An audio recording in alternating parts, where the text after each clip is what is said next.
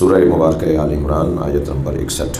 اللہ اپنے اس کلام میں عظمت اہل بیت بیان کر رہا ہے، اور میں اور آپ اس لیے خوش قسمت ہیں کہ اللہ جنہیں چاہتا ہے ہم انہی کو چاہتے ہیں۔ اللہ چاہتا یہ ہے کہ اہل بیت کو چاہا جائے۔ یہ اہتمام، یہ انتظام، یہ اہل بیت کی مریدی، یہ اہل بیت کی خدمت میں حاضری، یہ ارادہ پروردگار ہے۔ اللہ یہ چاہتا ہے کہ ہر ایک کے دل میں ان لوگوں کی محبت ہو جو عالم ترین ہیں، لائق ترین ہیں، افقہ ترین ہیں، عالم ترین ہیں، اشجع ترین ہیں، اغزا ترین ہیں، جن میں اوروں سے ہر کام، ہر کمال کمال ہے۔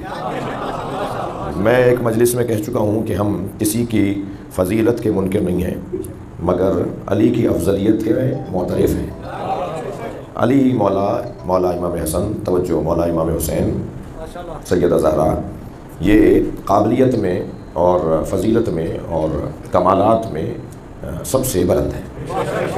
یہ اصلی عنوان تھا ہمارے عشرے کا، اور آج اس سلسلے کی آخری کڑی ہے، تو اپنی گفتگو کا خلاصہ بھی بیان کروں گا، اور نتیجہ خیز بھی بات یہ ہے کہ ان سے زیادہ عالم کوئی نہیں ہے، ان سے زیادہ شجاع کوئی نہیں ہے، ان سے زیادہ غیرت مند کوئی نہیں ہے، ان سے زیادہ عزت والا کوئی نہیں ہے۔ یہ پانچ وہ ہیں جو ہیں پانچ مگر حقیقت ایک ہے۔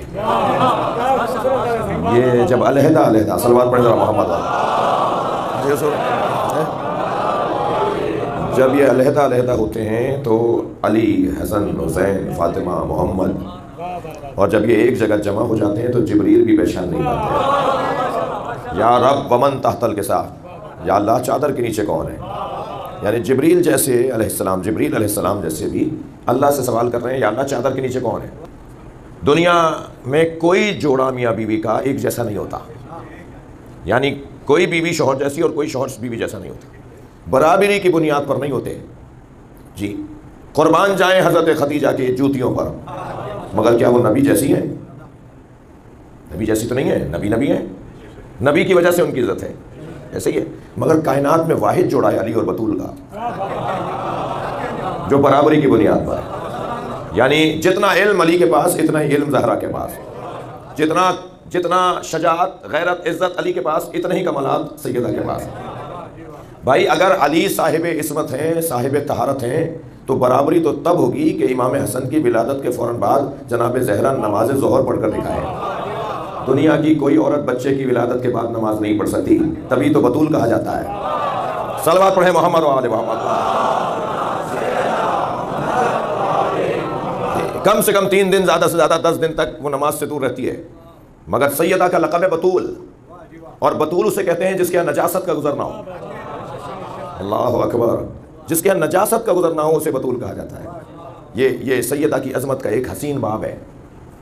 یہ سب صاحبان عظمت گھرانہ، اور ان کی عظمت میں سب سے پہلی عظمت کیا ہے؟ سب سے بڑی عظمت اہل بیت کی ان کا علم ہے۔ اس امت کے اندر اگر کوئی عالم ترین وجود ہے تو اسے علی کہا جاتا ہے۔ کوئی مبالغہ نہیں ہے، کوئی خطابت نہیں دکھا رہا ہوں، مجھے مجلس ویسے نہیں پڑھنی آتی، سیدھی سی باتیں کر رہا ہوں کہ کوئی ایک واقعہ بتائیے جس پر مولا علی نے فرمایا ہو کہ مجھے نہیں آتا، کل بتاؤں گا۔ علی تو کہہ کے تھکے نہیں کہ پوچھو، میں جواب دینے کو تیار ہوں۔ ماشاءاللہ،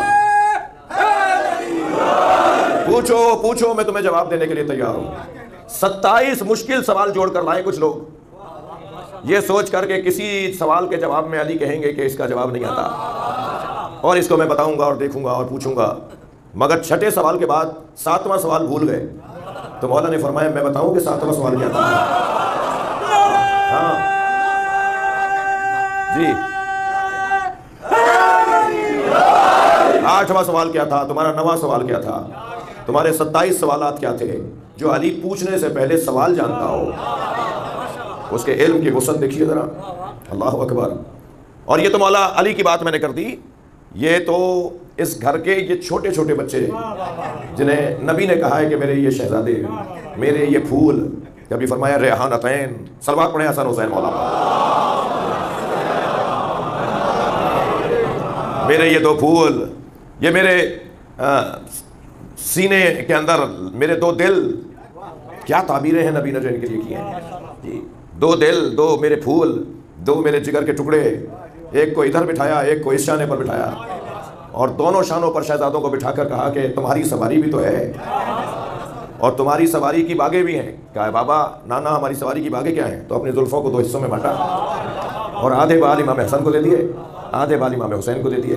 فرمایا تمہاری سواری کی بھی تو باغیں ہیں، کبھی کسی نے دیکھا کہ سواری ایک ہو اور اس کی باغیں 2 لوگوں کے ہاتھوں میں ہوں؟ جی اگر 2 سوار بھی ہو نا تو ایک کے ہاتھ میں ہوتی ہے باغ، لیکن یہ دونوں شہزادوں کو 2 علیحدہ علیحدہ دے دیں، اس لیے یہ بتا دیا کہ یہ دونوں ایک دوسرے کے خلاف نہیں جائیں گے، جہاں ایک کہے گا یہاں مڑو وہاں دوسرا بھی کہے گا مڑو۔ اللہ اکبر، یہ شہزادوں کا جو علم کا عالم ہے۔ تشریف فرمائیں نبی کی گود میں، کون؟ امام حسن مجتبیٰ، اور سرکار ایک آیت کی تفسیر بیان کر رہے ہیں اور امام حسن آسمان کی طرف دیکھ رہے ہیں۔ تو جب بہت دیر ہو گئی کہ نبی بیان کر رہے ہیں اور امام حسن اوپر دیکھ رہے ہیں، تو وہاں موجود ایک محترم شخصیت نے کہا کہ بیٹا نانا کی بات غور سے سنو۔ تو نبی کو اتنا ٹوکنا بھی پسند نہیں آیا، گوارا نہیں ہوا نبی کو اتنا ٹوکنا بھی امام حسن کو۔ فوراً فرمایا ان ابنی الحسن یطالع لوح المحفوظ، یہ میرا بیٹا حسن لوح محفوظ کو پڑھ رہا تھا۔ اللہ اکبر، اللہ مغفرت فرمائے علامہ طالب جوہری کی۔ یہ حدیث جب انہوں نے بیان کی نا تو انہوں نے کہا کہ میں نے اس حدیث کو یطالع کے ساتھ یلاحظ بھی دیکھا ہے، یعنی میرا بیٹا حسن لوح محفوظ کو یلاحظ ملاحظہ کر رہا تھا۔ بھائی اگر علم دوست لوگ بیٹھے نا تو مجھے اور اچھا لگے گا کہ میں اس کی تشریح کروں۔ یطالع میں اور یلاحظ میں فرق ہے جی، یطالع پڑھنا، یلاحظ ملاحظہ کرنا۔ پڑھا جاتا ہے علم حاصل کرنے کے لیے، ملاحظہ کیا جاتا ہے ترمیم کرنے کے لیے۔ ہماری تقدیریں بھی جن کے ہاتھ میں ہیں ہم انہی کے دروازے پر بیٹھے ہیں۔ صلوات پڑھیں نبی اور آل نبی پر۔ توجہ کر لیا آپ نے؟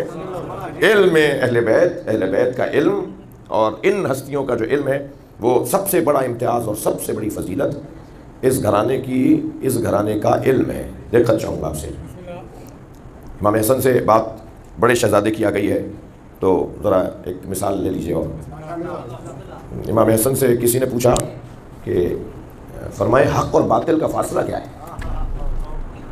حق اور باطل کا فاصلہ کیا ہے؟ امام نے فرمایا اور سوال؟ کہا زمین اور آسمان کا فاصلہ کتنا ہے؟ امام نے فرمایا اور سوال؟ کہا مشرق اور مغرب کا فاصلہ کتنا ہے؟ بات کروں؟ تو امام مسکرائے، امام نے فرمایا حق اور باطل کا فاصلہ اتنا ہے جتنا 4 انگلیوں کا فاصلہ ہے۔ جو آنکھوں سے دیکھو اسے صحیح مانو، جو کان سے سنو اس پہ تحقیق کرو۔ 4 انگلیوں کا فاصلہ ہے، حق اور باطل میں 4 انگلیوں کا فاصلہ ہے۔ تمہاری آنکھ میں اور کان میں 4 انگلیوں کا فاصلہ ہے۔ صلوات پڑھیں ذرا محمد والے۔ اور فرمایا زمین اور آسمان کا فاصلہ، جملہ سنیں امام حسن کا، فرماتے ہیں زمین اور آسمان کا فاصلہ بے قدر آہ مظلوم، ایک مظلوم کی آہ، بس یہ فاصلہ ہے۔ جب مظلوم آہ بولتا ہے نا تو زمین اور آسمان کا فاصلہ ختم ہو جاتا ہے۔ فرماتے ہیں مظلوم کی آہ، مظلوم کی فریاد، مظلوم کی دہائی، صلوات پڑھیں ذرا نبی اور آل نبی۔ کسی تک پہنچنے سے پہلے، کسی تک بھی پہنچنے سے پہلے آسمان پر پہنچ جاتی ہے۔ اور فرمایا خبردار کسی مظلوم کی آہ نہ لینا، کسی مظلوم کی بد دعا نہ لے لینا، تباہ ہو جاؤ گے، برباد ہو جاؤ گے مظلوم کی بد دعا لے کر۔ فرمایا مشرق اور مغرب کا فاصلہ اتنا ہی ہے جتنا سورج کے طلوع اور غروب ہونے کا فاصلہ ہے، یہی فاصلہ مشرق اور مغرب کا ہے۔ کسی نے کہا مولا سخت ترین چیز کیا ہے؟ سنگین ثقیل چیز، وزنی چیز کیا ہے؟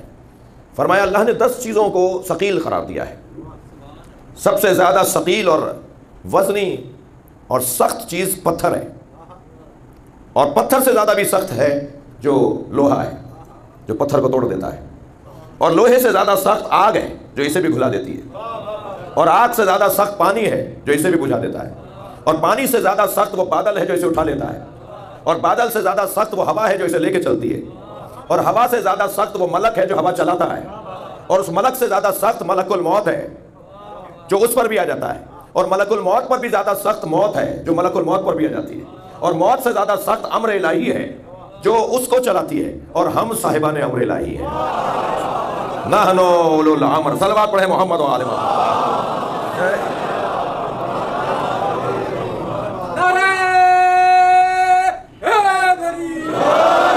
ماشاءاللہ۔ عزیزان اکرامی، یہ کیفیت، اب آپ آمادہ ہیں تو امام حسن کی خدمت میں کچھ دیر رہتے ہیں، امام کو ہی ذرا یاد کرتے رہیں، بڑے بیٹے ہیں نبی کے، اور جب کبھی اولاد کی تعریف باپ کے سامنے کی جائے تو باپ خوش ہوتا ہے۔ سرکار کی خوشی کا ایک سبب امام حسن کا تذکرہ ہے۔ مجتبیٰ نبی کے علم کا توجہ، نبی کے علم کا ایک حسین منظر ہے۔ ایک عربی، ایک بدو، اب یہ اردو سمجھتا ہے؟ سمجھ لیتے ہو؟ صلوات پڑھیں ذرا محمد والے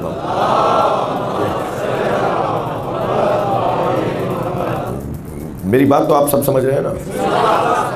ایک عربی، ایک بدو گوہ اٹھا کر لایا، گوہ، لمبی چھپکلی، وہ صحراؤں میں ہوتی ہے زیادہ تر، جی سندھی میں کیا کہتے ہیں ہم؟ صحیح کہہ رہا ہوں نا؟ تو گوہ اٹھا، اچھا وہ لوگ گوہ کھاتے تھے اس وقت میں، یہ گوہ کھاتے تھے، گوہ کا گوشت کھاتے تھے، تو اس کو شکار کرتے تھے، پھر اس کو ٹکڑے کر کے گوشت بنا کے کھاتے تھے۔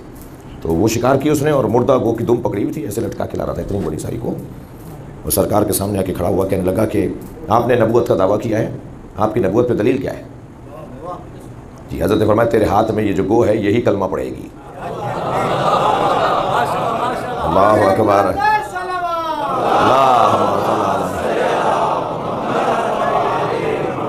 ایک اور صلوات نبی کی ذات۔ فرمایا جو تیرے ہاتھ میں گوہ ہے نا، یہی کلمہ پڑھے گی میرا۔ کہنے لگا یہ گوہ، یہ مردہ؟ فرمایا ہاں یہی مردہ۔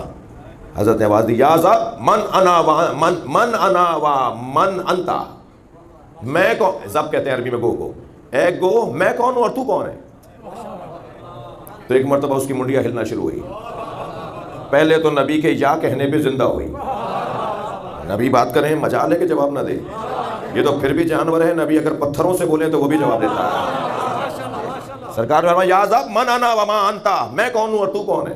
تو اس نے پہلے تو ہلنا شروع کیا اور اپنی گردن سیدھی کر کے کہا انتا رب انتا رسول رب العالمین، آپ عالمین کے رب کے رسول ہیں۔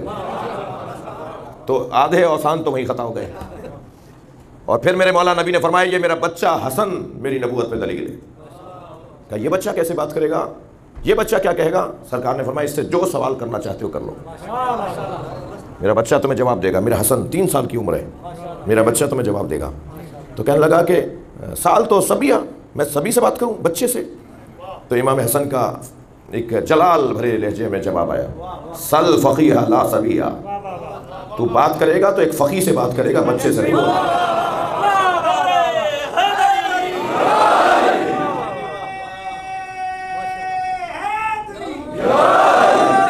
توجہ کر لی؟ امام نے فرمایا سن، 2 رات پہلے تم نے فلاں قبیلے میں ایک اجتماع کیا اور اس میں طے کیا کہ میرے نانا سے آ کر ایسی گفتگو کرو گے جس پہ تمہارے گمان میں میرے نانا شرمندہ ہوں گے، اور پھر تمہیں بہت سے لوگوں نے کہا کہ اس کام کا ضرر بھی ہے نقصان بھی ہے، کوئی تیار نہیں ہوا، گھبرا رہے تھے، مگر تو تیار ہوا کہ میرے نانا سے آ کے بے ادبی کرے۔ پھر تو وہاں سے چلا اور فلاں قبیلے میں جا کے ٹھہرا تو وہاں ایک خاتون تجھے ملی جس نے تجھ سے کہا کہ جو کام تم کرنے جا رہے ہو اس میں ذلت ہے، تم نبی کو شرمندہ نہیں کر سکتے، وہ عبداللہ کے بیٹے کو، اس کا کمال بہت ہے، اس کے پاس علم بہت ہے، اسے شرمندہ نہیں کر سکو گے۔ پھر تو فلاں جگہ سے گزرا تو اس جگہ کی جھاڑیوں نے تیرے کپڑوں میں الجھ کر تجھے روکا، تجھے آسمان و زمین بھی روک رہا تھا، تجھے غیر مرئی مخلوق بھی روک رہی تھی، مگر پھر بھی یہاں آ گیا۔ سن میرے مولا فرماتے ہیں اندی بحر العلم، میرے پاس، مگر اس سے پہلے کا جملہ فرماتے انتا جہول، تو جہول، جاہل نہیں، جاہل ہوتا ہے کبھی 10 سال پہلے کا جاہل رہا ہو اور پھر عالم ہو گیا تو پھر بھی جاہل اسے لکھا جا سکتا ہے، لیکن جہالت جس کی ذات بن جائے اسے جہول کہتے ہیں۔ فرمایا جہالت تیرا وجود بن چکا ہے، اور اندی شفاء الجہل، اور میرے پاس اس بیماری کی شفا ہے۔ صلوات پڑھیں ذرا نبی اور آل نبی پر۔ تو بیماری جہل میں مبتلا ہے اور اس بیماری کی شفا میرے پاس ہے۔ اندی بحر العلم، میرے پاس علم کا سمندر ہے، تو اگر قیامت تک بھی سوال کرتا رہے گا، ایسا سمندر ہے لا تقسمہ التوالی، جسے ڈولوں سے خالی نہیں کیا جا سکتا۔ سمندر تو ڈولوں سے خالی نہیں ہوگا، سوال کرتے رہو، میں جواب دیتا رہوں گا۔ صلوات پڑھ لیں گے نبی اور آل نبی پر، اس سے بہتر صلوات ہوتی ہے۔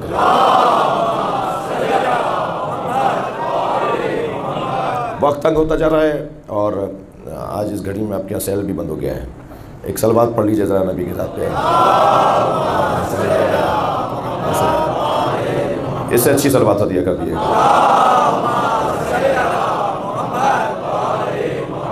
اس گھرانے کا اصلی مضمون آپ کے ہاتھ میں ہے۔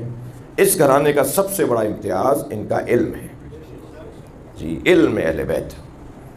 علم کی 3 قسمیں ہیں، بات کروں، علم کی 3 قسمیں ہیں۔ علم الاشیاء، شے کا علم۔ اس وقت آپ کے اطراف میں، میرے اطراف میں اشیاء، صرف اسی امام بارگاہ میں شاید 1000 چیزیں رکھی ہوں، اس مائک سے لے کر، اس کے تار سے لے کر، اس کا جو لوگو لگا ہوا ہے اس سے لے کر یہ ممبر، اس ممبر کے اوپر کچھ چیزیں لگی ہوئی ہیں، اطراف میں آپ دیکھتے چلے جائیے، شاید 1000 چیزیں بن جائیں گی۔ یہ اشیاء کا علم، شے کا علم، ہر شے کا علم، یہ علم الاشیاء کہلاتا ہے جی۔ کیا فرمایا مولا نے کہ علمنی رسول اللہ الف بابن، مجھے رسول اللہ نے، مولا علی فرما رہے ہیں، مجھے رسول اللہ نے 1000 علوم عطا کیے۔ ابھی دنیا میں 100 سے زیادہ علوم کی شناخت نہیں ہوئی ہے جی، بڑی بڑی یونیورسٹیاں ابھی 100 تک نہیں پڑھاتی ہیں۔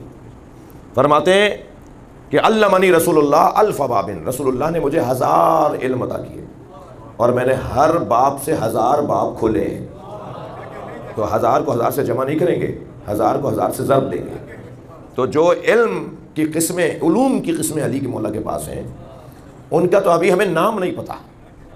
لہٰذا جب حضرت کا نواں پوتا آئے گا، جب مولا علی کا نواں پوتا ظہور فرمائیں گے، تو میرے مولا پورے مجمع پر جہاں جہاں سے گزر رہے ہوں گے، روایت کہتی ہے صرف اپنا دست مبارک ایسے فضا میں بلند کریں گے، جتنے بھی جاہل ہوں گے سب عالم ہو جائیں گے، برکت پھیلے گی، برکت عام ہوتی چلی جائے گی، کوئی جاہل نہیں رہے گا اس زمانے میں، اور عقل کئی برابر ہو جائے گی سب کی۔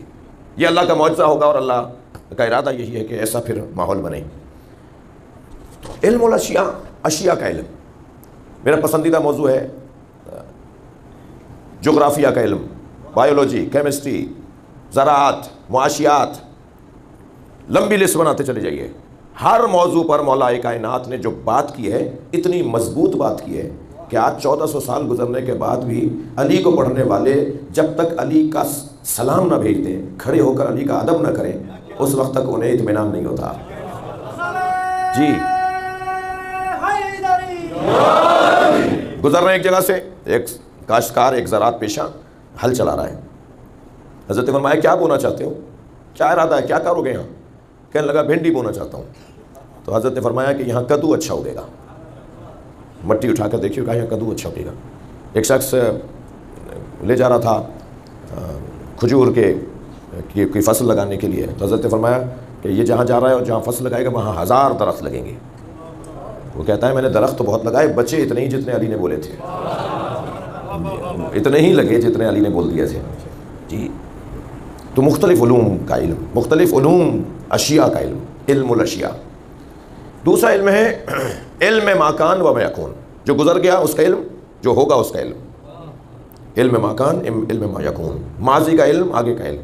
جب امام حسن نے فرمایا بابا مجھے کوئی نصیحت کریں، تو فرمایا تم نے مجھ سے صحیح پوچھا ہے، اس لیے کہ میرے پاس ماضی کے تجربات بھی ہیں اور آگے کے حالات بھی ہیں، اور میں تمہیں سب سے زیادہ اچھی نصیحت کر سکتا ہوں۔ یہ دوسرا علم ہے۔ تیسرا علم وہ ہے علم ذات، اپنے آپ کو پہچاننا، یعنی انسان ساری کائنات کو پہچان لے، سب کچھ جان لے۔ تو یہ اتنا مشکل ہونے کے باوجود بھی ہنر نہیں ہے، بہت بڑا کارنامہ نہیں ہے۔ سب سے بڑا کارنامہ یہ ہے کہ انسان اپنے آپ کو پہچان لے۔ میں اور آپ سب کو پہچان سکتے ہیں، بڑی محنت کر کے کہیں تک جا سکتے ہیں، مگر اپنے آپ کو پہچاننا سب سے زیادہ مشکل علم ہے۔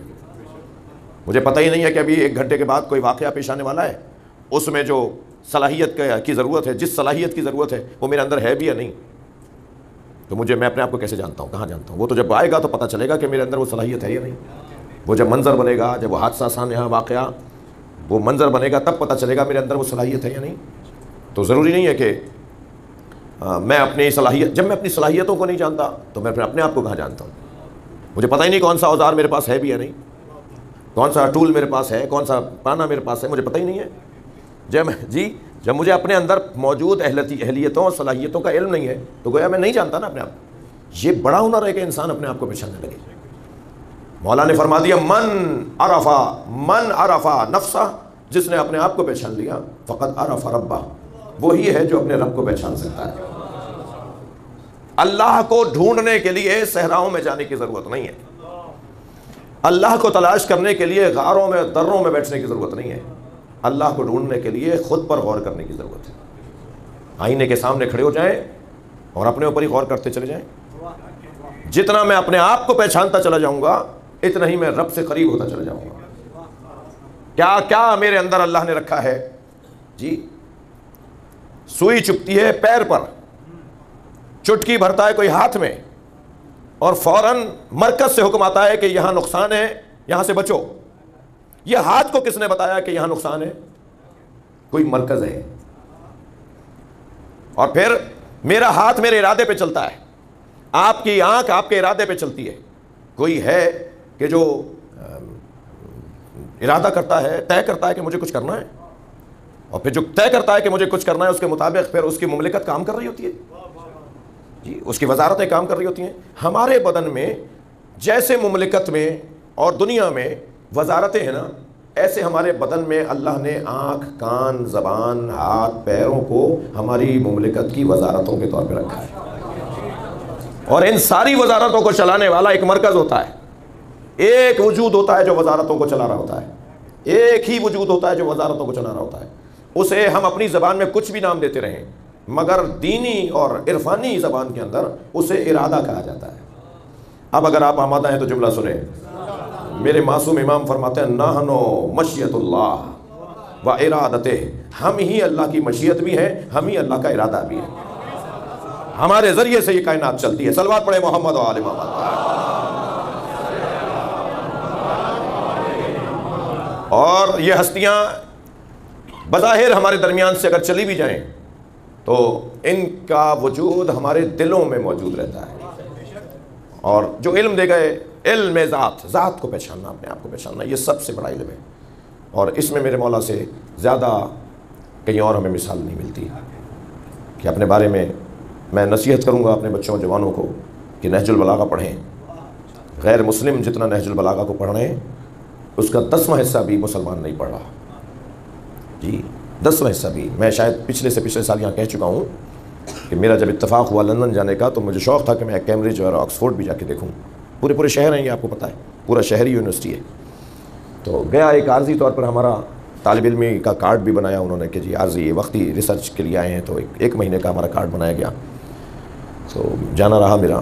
تو وہاں ہم نے لائبریری، اور لائبریری میں جو اسلامیات کا شعبہ ہے، آپ یقین جانیں ملت یعنی فقہ جعفریہ کی جتنی ضروری کتابیں ہیں وہاں کیمبرج میں ساری موجود ہیں۔ اہل سنت کی جتنی معتبر اور بڑی اور ضروری کتابیں ہیں وہ ساری وہاں موجود ہیں، یعنی شاید پاکستان میں اتنی بڑی لائبریری ہو شاید، البتہ پاکستان میں بھی کام کافی ہے، اچھا کام ہے، پرانا کام بھی ہے۔ تو وہاں میں نے پوچھا ان سے کہ جی یہاں اسلامیات میں کون کون سے شعبوں میں کام ہو رہا ہے؟ تو بتایا کہ 250 طالب علم ہیں جو اسلامی علوم میں پی ایچ ڈی کر رہے ہیں، ان میں سے کوئی بھی مسلمان نہیں ہے۔ میں نے کہا جی کون کون سے علوم ہیں؟ تو 50 وہ تھے جو نہج البلاغہ کے مختلف موضوعات پر پی ایچ ڈی کر رہے تھے، اور ایک بھی مسلمان نہیں تھا، کچھ یہودی تھے، کوئی عیسائی تھے۔ ٹائم مینجمنٹ پر پی ایچ ڈی ہو رہی ہے۔ صلوات پڑھیں ذرا محمد و آل محمد۔ مولا علی نے کیسے اوقات سے استفادے کا طریقہ بتایا ہے، کیا کریں کہ اوقات سے بھرپور استفادہ ہو، وقت کی قدر بھی ہو اور وقت سے بھرپور فائدہ اٹھایا جائے۔ یہ آج غیر مسلم پڑھ رہے ہیں علی کو، مجھے نہیں پتا کہ یہ واہ کہنے کی جگہ ہے یا آہ کہنے کی جگہ ہے، اس لیے کہ غیر تو استفادہ کر رہا ہے، اپنے کتنا کر رہے ہیں۔ میری گزارش ہوگی کہ نہج البلاغہ کو پڑھیں، اور الحمدللہ ہمیں توفیق حاصل ہو رہی ہے کہ شرح نہج البلاغہ بھی 11ویں جلد چھپ کر آ گئی ہے، 11ویں جلد تک چھپ کر آ گئی ہے، اور اردو میں پہلی مرتبہ اتنا مفصل کام ہو رہا ہے ہمارے یہاں سے، اور یہ 17 یا 18 جلدوں میں جا کر بات پوری ہوگی۔ ایرانیوں نے 20 جلدوں میں کام کیا ہوا ہے، آپ کم ہے کیا ان سے؟ عراقیوں نے 30 جلدوں میں کام کیا ہوا ہے، لبنانیوں نے 25 جلدوں میں کام کیا ہوا ہے۔ ہم صرف نعرہ لگانے کے لیے رہ گئے، مولا علی کا نعرہ لگا کے بس کافی ہے۔ صلوات پڑھیں ذرا محمد و آل محمد۔ نہیں آپ تھوڑا سا کچھ سنجیدہ سے ہو گئے، میں نے کوئی بری بات تو نہیں کی ہے. ایک صلوات پڑھ لے ذرا محمد والا. عزیزو، گفتگو یہ ہے کہ اس گھر کا ہر فرد علم کی دنیا میں شہسوار نظر آتا ہے. کبھی کسی امام معصوم کی زندگی میں بال برابر بھی آپ کوئی ایسی مثال نہیں بتا سکتے کہ جس کا جواب ان کے پاس نہ ہو، جس کا جواب وہ نہ دیتے ہوں. جی یہ ہمارا اس گھر سے تعلق، یعنی قابل گھرانے سے، اہل گھرانے سے، فضائل کا مجموعہ گھرانہ. اب میرا کام تو اس وقت اذان دینا ہے، میں اذان دے رہا ہوں. جی اس اذان پر صف میں آ کے بیٹھنا تو پھر سننے والوں کا کام ہے. جب میں اذان کہہ دوں گا تو اب کوئی تیار ہو جائے گا اتنے بڑے مجمع میں کہ وہ کچھ پڑھنا شروع کر دے اور مولا کائنات کی زندگی سے استفادہ کرنا شروع کر دیں. یہ والی جو اب تک کا اشرا ہم نے پڑھا ہے یا اشرا جو ہم پڑھتے ہیں، یہ تو ایسے ہے جیسے سمندر کے کنارے کھڑے ہو کے سمندر کی تعریفیں کر رہے ہوں. جب آپ سمندر کی تعریف کریں گے تو تب اس کے قریب جانے کا حوصلہ بڑھے گا نا، تب اسے سمجھنے کا حوصلہ بڑھے گا. توجہ کر لیا آپ نے؟ میری اور آپ کی عزت اس میں ہے کہ ہم اس گھر سے جڑے رہیں. الجھنوں میں پڑھنے کی ضرورت نہیں ہے، کہیں اور خواہ مخواہ اپنے وقت کو ضائع کرنے کی ضرورت نہیں ہے، اور جو ماحول ہمارے اس خطے کا ہے اس کو نظر انداز کرتے ہوئے آگے بڑھیے اور اس پنجتن کی انجمن سے استفادہ کیا جائے. علم سب سے پہلا خاصہ اور سب سے روشن صفت ان کی برداشت، تحمل مزاجی، صبر، درگزر، حلم، بردباری، سنگینی، وزن. اگر کوئی بے ادبی بھی کر رہا ہوتا ہے تو اسے کہتے ہیں کہ پہلے کچھ آرام کر لو، کھانا کھا لو، پھر اس کے بعد بات کریں گے.